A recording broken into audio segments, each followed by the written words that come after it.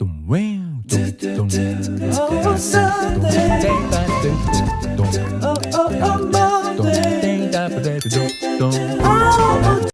Hello, hello everyone. My name is Feb Marco P. Beduria, 11 Bridge, and we are here to review an advertisement.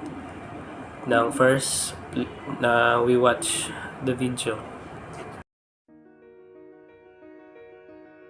We live in a world where undernutrition and obesity can exist side by side in the same country, home, or even person. Foods high in sugars, salt, and/or unhealthy fats are leading to unhealthy diets and are one reason why children may not be growing healthily, while causing other people to develop overweight or obesity. The consumption of unhealthy diets is heavily influenced by marketing.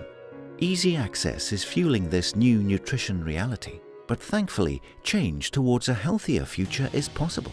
By having a sustainable healthy diet made up of a variety of foods that are safe for consumption, we can promote health and have better abilities to fight illness. How do we do this? Good nutrition for women during pregnancy and for children in their first 1,000 days of life, including breastfeeding, sets them up for healthy adulthood and future generations. We should eat more fresh fruits and vegetables, whole grains, pulses, nuts and seeds, and less sugary drinks and foods high in sugars, salt and unhealthy fats. The less of these foods we buy, the more the food industry will be encouraged to produce foods that contribute to healthy diets. We can also call on our leaders to make the right decisions so that every person, everywhere, can afford and access good nutrition.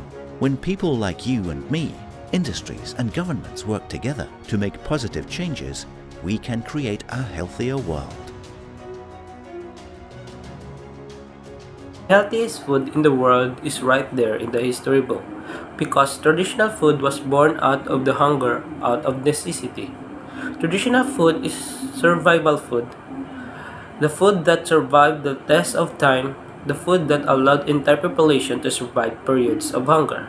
So traditional food is usually extremely healthy, nutritious, cheap, and abundant.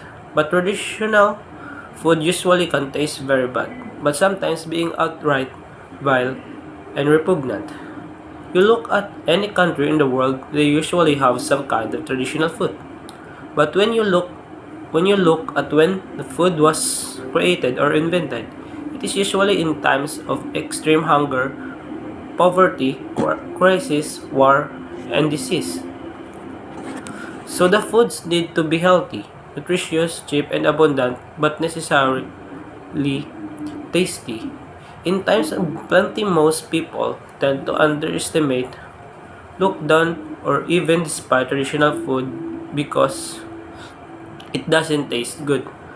But that is really a big mistake, because that is the food that humanity needs to rely on the times of hunger. So it is really important to keep and preserve traditional food, no matter how repugnant the food may be. How is it possible that people eat such a thing?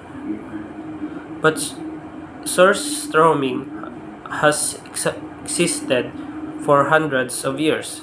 It's extremely nutritious, healthy, and cheap. The most certainly it was invented by starving people in the times of extreme hunger and poverty. The biggest problem about traditional food is that it may be difficult to replicate in other countries because it may not taste good. The video contains a message about nutrition and healthy lifestyle. That's all. Thank you.